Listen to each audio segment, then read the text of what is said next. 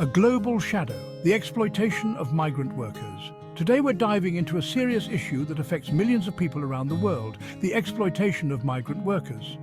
From deceptive recruitment practices to human rights violations, we'll uncover the dark aspects of this global problem. Think of it like a gritty reboot of The Amazing Race, only instead of winning $1 million, you're just trying to make enough to survive and maybe send a little something back home. So buckle up, because we're about to expose a system that preys on the vulnerable, the desperate, and the invisible. Imagine this. You're struggling to make ends meet in your home country. The promise of a better life in a new land with higher wages and better opportunities seems like a dream come true. They paint a rosy picture of a comfortable life abroad, complete with good pay, decent housing, and maybe even a complimentary basket of breadsticks upon arrival. But here's the catch. It's all a big fat lie. These agencies often charge exorbitant fees for their services, fees that can trap workers in a cycle of debt before they even step foot on the plane. Workers arrive at their destination only to find that the promised jobs are nothing like what they were described. The wages are much lower, the working conditions are abysmal, and that complimentary breadstick basket replaced with a stale cracker and a lecture about exceeding the water ration. These workers are now trapped thousands of miles away from home, deeply in debt, and with little hope of escaping their exploitative situation. It's like ordering a pizza online, and instead of a delicious pepperoni feast, you get a sad, soggy salad with a side of crippling debt. So, our migrant workers, lured by false promises, find themselves in a foreign land ready to work. But instead of the safe and fair working environment they were promised, they're often met with conditions that can only be described as Dickensian. We're talking about construction sites with more safety violations than safety regulations. Agricultural fields doused in enough pesticides to make a fruit fly grow a second pair of wings, and factories where the only thing longer than the workday is the list of workplace injuries. These workers often lack proper safety equipment, adequate training, and even basic rights like access to clean drinking water or bathroom breaks. All right, so we've established that migrant workers are often subjected to dangerous and exploitative working conditions, but it gets worse. Because even when they do manage to survive those conditions, there's no guarantee they'll actually get paid for their labor. That's right, folks, wage theft. Employers withhold wages, delay payments, or find creative ways to deduct money from their already meager earnings. They'll be charged for things like their uniforms, their tools, even the privilege of having a job in the first place. And if the workers dare to complain, well, they're often met with threats of deportation or blacklisting, which essentially makes them unemployable in their new country. The problem is, these laws are often difficult to enforce, especially when you're dealing with undocumented workers who are too afraid to come forward. It's a classic case of the powerful exploiting the powerless. Let's talk about the legal system, or more accurately, the lack thereof when it comes to protecting migrant workers. Imagine for a second that the legal system is like a bowl of soup. A delicious, hearty bowl of soup that everyone deserves to enjoy. Now imagine that migrant workers are given a spoon with holes in it. They can see the soup, they can smell the soup, but they can't actually consume the soup. Many migrant workers are unaware of their rights, or they're too afraid to come forward for fear of being deported. And even if they do manage to navigate the legal system, language barriers, cultural differences, and the sheer cost of legal representation can be insurmountable obstacles.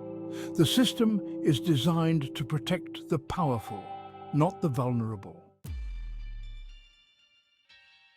So, after a long day of being overworked, underpaid, and denied basic rights, you'd think our migrant workers would at least have a safe and comfortable place to rest their weary bones, right?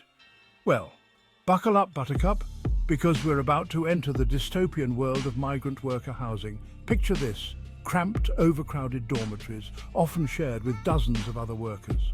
We're talking about rooms so small, you practically have to sleep standing up. Privacy? Forget about it. And the conditions? Well, let's just say that squalor would be considered an upgrade. But here's the kicker. This substandard housing is often provided by their employers, who then deduct exorbitant rent from their already meager wages. We've talked about the dangerous working conditions, the wage theft, the lack of legal protection, and the deplorable housing.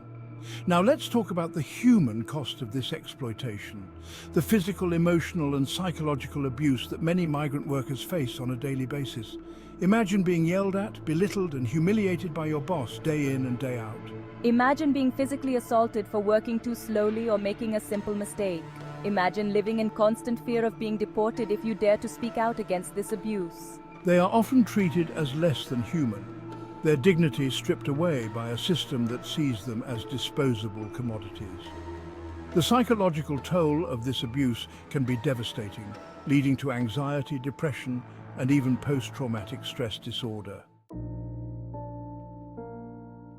Imagine yourself in a foreign country, thousands of miles away from home, your family, your friends, everything you know and love. You're surrounded by people who speak a language you don't understand, immersed in a culture that's completely foreign to you. You're cut off from your support system, isolated and alone. Now imagine facing that isolation while being exploited and abused. This is the reality for countless migrant workers who find themselves stranded in a foreign land. Their only companions, the shared experience of hardship and exploitation. Language barriers, cultural differences, and the fear of deportation can make it incredibly difficult for them to connect with others or seek help. Now, you might think that the horrors of migrant worker exploitation couldn't possibly get any worse. And yet, as is so often the case, women face an even greater risk of abuse and exploitation. It's like the exploitation buffet, but we're forced to take a double serving of everything terrible.